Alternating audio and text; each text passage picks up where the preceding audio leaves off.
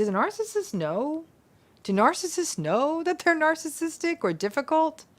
And maybe even more important is the question of, do narcissists really know how insecure they are? Because clearly this person's insecure. Narcissistic people aren't demented or frankly delusional. They are able to see that there are consequences to their behavior. And they know that their behavior at times is not a good look.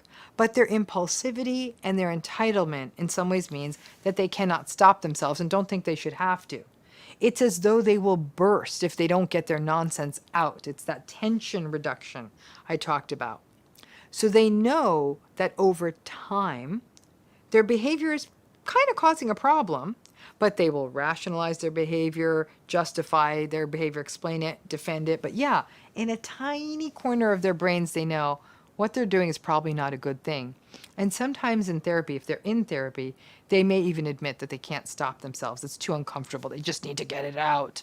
And they know it sounds silly if they actually spoke their truth, which would be, why can't everyone just let me get away with what I have to say? I don't really mean it, and I just need to let it out. I think that everyone is out to get me when they don't let me, and life is so unfair to me, and I do always know what's best. Why can't everything just be my way and let me have my tantrum? They can't say that, and they know it, but that's what's happening. So there's an inflection point in every narcissistic relationship. It's the point when they see that you get it. It's a subtle dance. It's something that's happening just under the radar. It's almost imperceptible. You aren't taking the bait as much. You aren't letting the gaslighting get to you as much. You're gray rocking a little more. You're not defending. You're not explaining. You may even be holding yourself a tiny bit taller because now you get it. Maybe you aren't putting yourself down as much or getting as anxious when they say they will cut bait and leave, or maybe we need to get a divorce, or when they throw their passive-aggressive stuff at you. Interestingly, at this phase of the relationship, it becomes even more miserable, and the narcissistic person will act out even more. It's as though you have peered into their insecurity and figured out their game, and they don't like that. When people start to gray rock, you can almost graph it. It looks like a roller coaster. The narcissist's rage will increase for a while. They aren't getting the same fights out of you. The bait isn't working. Remember, they need you to take the bait and behave in an unhinged way so then they can say, ooh, somebody's all worked up, and they can feel better about themselves. So they start getting meaner, up the roller coaster. They start insulting your friends or family. They start going after things about yourself that they know are triggers for you. They may make fun of your job. They may make fun of your cooking. It starts getting more and more toxic. You didn't think it was possible, but it is. But if you could stand your ground and not break, get to the top of that roller coaster, the narcissist will actually start to deflate. In some cases, they'll get bored, but they'll deflate. However, on your way to this destination, top of the roller coaster, is a world of abuse, anger, and rage. So if you thought it was bad before, zoop. So when you finally start to get it, somehow they sense it. For all of their lack of empathy, people with narcissistic personalities are tremendously attuned to their worlds, but from to the world around them, but from a very egocentric perspective. They're always monitoring for threats. They're always looking for that person who looks at them the wrong way. They don't believe that they're ever showed the respect they believe they deserve. They feel like they don't get enough validation for all their greatness. They notice the shifts, and they notice that people are onto them. There is a point for every narcissistic person when they recognize that they have gone a bridge too far, that they really, really pushed a person to the breaking point, and that other person they push finally shuts down. This can actually be quite impactful if it happens, for example, at work or with a lower stakes person. The narcissistic people takes the people closest to them, like family and partners, for granted, so they may not notice it there. But the idea that someone out there in their world, like their work world or something, doesn't think well of them actually really activates their shame. Once they recognize that people are starting to see it, and are starting to kind of walk around the narcissist as though the narcissist is unhinged, that in essence, they sort of feel like they're being kind of handled by other people. They don't like it because it activates shame. But now they're in a catch-22 because at some level, they kind of know they're unhinged. So it's a big, strange circle. And at that point, you, if you're in a relationship with them, may slowly work your way to indifference. Once you have the roadmap for narcissism, and I'll be frank with you, that roadmap is the reason for me even starting this channel. I want to show you every subtle pattern there is so you can detect it. So you can consider Dr. Ramani's YouTube channel as like Narcissism GPS, because then the pattern makes sense.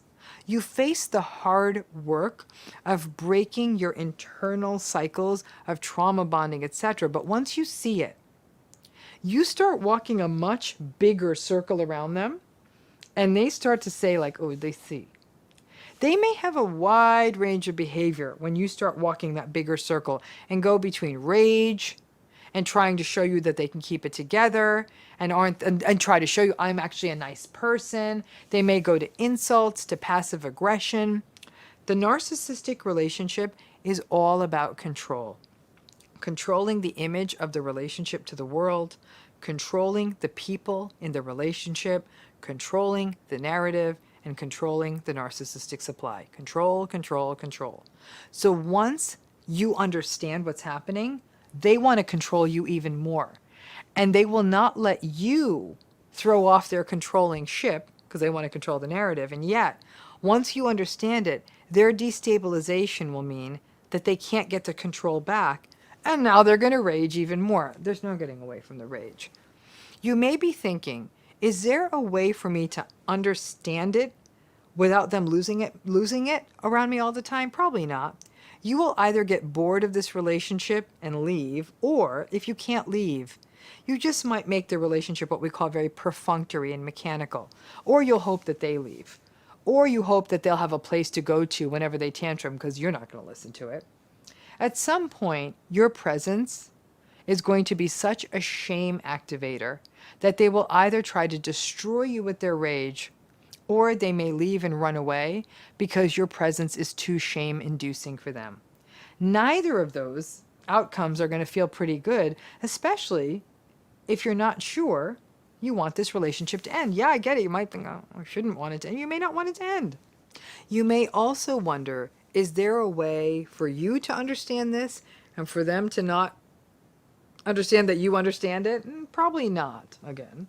Your subtle behavioral shifts are going to be noticed. It's frustrating and demoralizing because they didn't notice you when you were crying, or didn't notice that you when you were actually trying to get them to notice you, but you make a tiny shift in narcissistic supply you give them, and they notice it. Getting narcissism, understanding narcissism is tricky, and your partner will likely pathologize you for the change. They'll say things like, oh, you've changed, you're cold, you're weird. It seems like you're getting a little bit less socially skilled in your old age, on and on and on. They'll pathologize you for understanding them. So the very thing that will set you free, actually understanding the narcissism, can make your life miserable for a while. In the long term, it's a win. But in the short sprint, be aware that it will be unpleasant, so you can at least prepare. So for you to just think about this, getting it, understanding narcissism. Once you get it, you might feel like, ha, I have the keys to the kingdom, I get this. But as your behavior shifts, the narcissistic person you're in a relationship is going to notice it. Whether it's a family member, whether it's a partner, whether it's someone you work with, they're going to notice it in many, many cases. And that might mean that they're uncomfortable because what really was a power they held, and you know it was a power they held because you didn't understand what was going on. You were upside down with the gaslighting and the manipulation. Now you get it. You see it.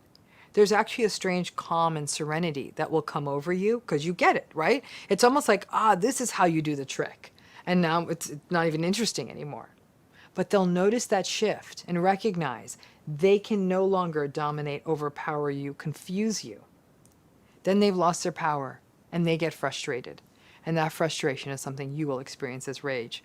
Like I said, in the long term, it's healthier for you to get it for no other reason so that you stop blaming yourself and personalizing it. And that's your work to do, to not blame yourself. Because it's not your fault. It's just that once you get it, You should have unlocked the code. And this rather quiet, manipulative way they kept you under their thumb, you've kind of lifted it in a way. It can feel very unsatisfying as a relationship at this point, but at least you're not living in a place where you're constantly invalidated, confused, and don't know which way is up. I hope that helps. Thanks again.